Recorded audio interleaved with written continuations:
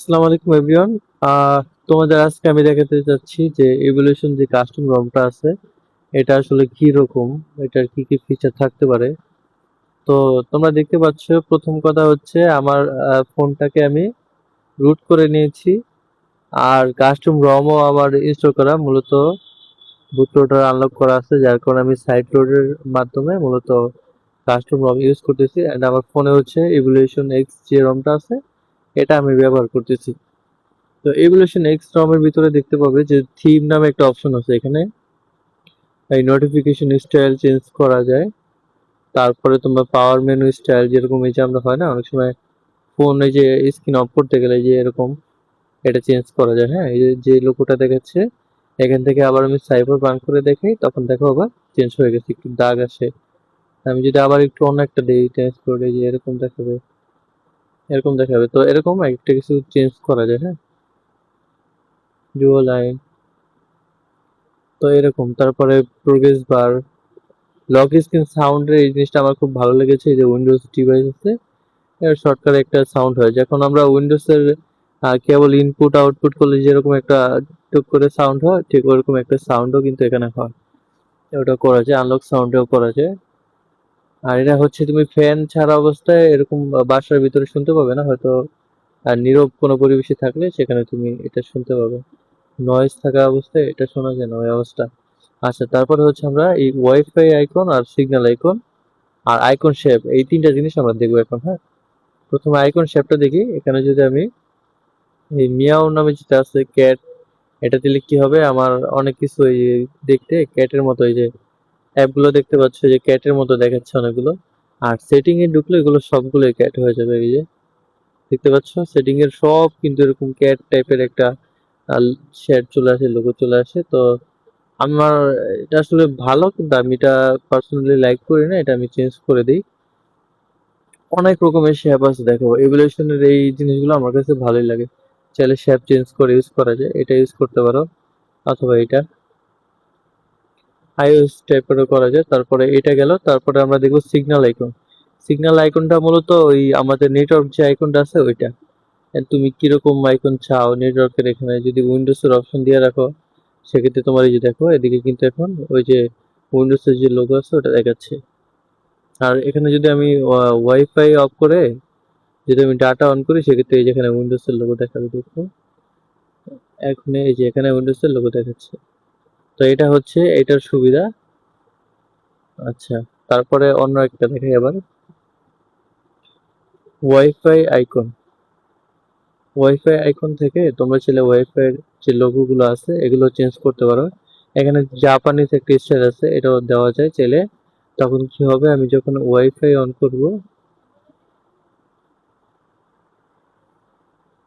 এখান থেকে এই যে নামগুলো ওয়াইফাইতে দেখতে পাবে যে চাইনিজ টম দেখা, চাইনিজ লেখাগুলো আসতেছে এরকম।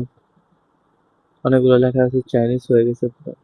মানে নামের পাশে আর কি চাইনিজ একটা স্টাইল বা জাপানিজ একটা স্টাইল আছে, ভাষা আছে, এরকম দেখাচ্ছে।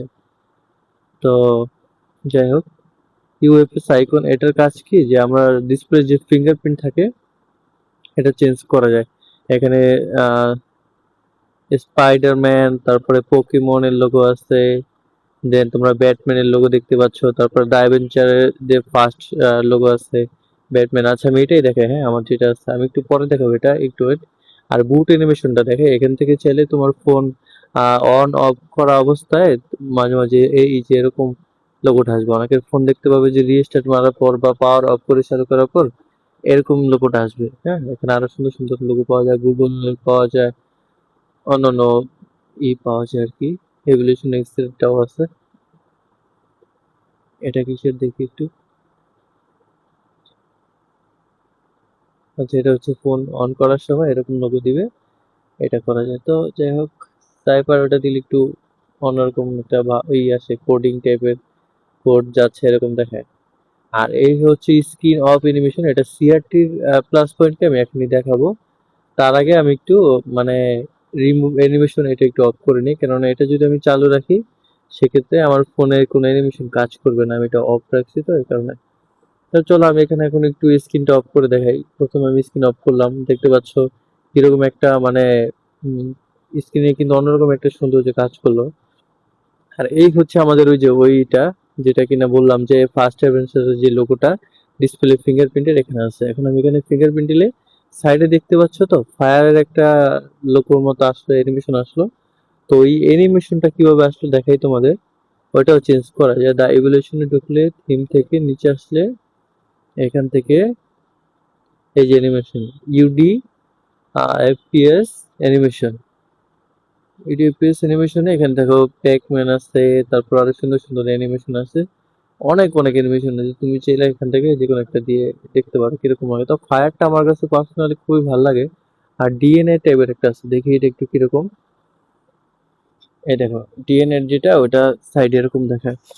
তারপরে এটা একটু দেখি, দেখি এটা কিরকম। এটা এরকম। তারপরে এই একটা আছে, দেখি এটা কিরকম কাজ করে। ফিঙ্গার দেখতে পাচ্ছ তো, মানে মনে হচ্ছে যে একটা আহ, অন্যরকম একটা ফিল, ফিঙ্গারে অনেক সুন্দর একটা কাজ করে। তা আমার কাছে আসলে ফায়ারটা বেশি ভালো লাগে। আচ্ছা আমি এটা একটু ব্যবহার করে দেখবো, যখন যেটা ভালো লাগে ব্যবহার করা যায়। তারপর লক স্ক্রিন থেকে অনেক কিছু সেটিং করা যায়। এগুলো আমি খুব বেশি একটা ঘাটিনি, মূলত থিম গুলো আমার কাছে বেশি ভালো লাগে, ওগুলোই তোমাদের দেখালাম। আর হচ্ছে ব্যাটারি স্টাইল, ব্যাটারি স্টাইল থেকে তুমি চাইলে আইফোনের মতো করতে পারো। যেরকম আমি iOS 15 মতো করলে ব্যাটারি স্টাইলটা iOS 15 মতো হবে। আর এখানে একটু সেটিং এর চেঞ্জ আছে আমার। এখান থেকে সরি, ব্যাটারি স্টাইলটা হচ্ছে চেঞ্জ না হওয়ার কারণ আছে, আমি এখান থেকে অন্য একটা সেটিং চেঞ্জ করে দিয়েছিলাম। এক মিনিট।